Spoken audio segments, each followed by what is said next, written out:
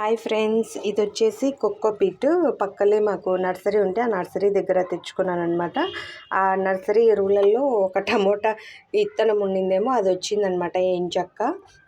And తమలపాకు చెట్టు చూసారా, నేను ఇది పెట్టి 2 వీక్స్, ఇంకా 2 వీక్స్ కూడా కాలేదు, ఈ మైన వచ్చిందనమాట. ఇక్కడ ఈ ఆకు ఉంది కదా, ఈ ఆకు ఈ ఆకు మైన ఉండేది నేను పెట్టినప్పుడు. సో ఈ ఆకు పెద్దగా అయ్యి ఇంత పెద్దగా వచ్చింది తమలపాకు. అయితే నేను ఎన్నిసార్లు బూడ్చింటానో అండి, ఒక్కసారి కూడా రాలేదు తోట దగ్గర.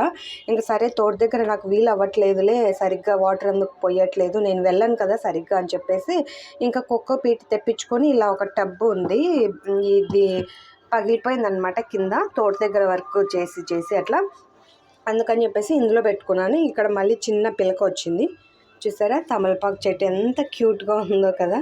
సో మీకు ఈ తమలపాకు చెట్టు నచ్చింటే please like, share and subscribe.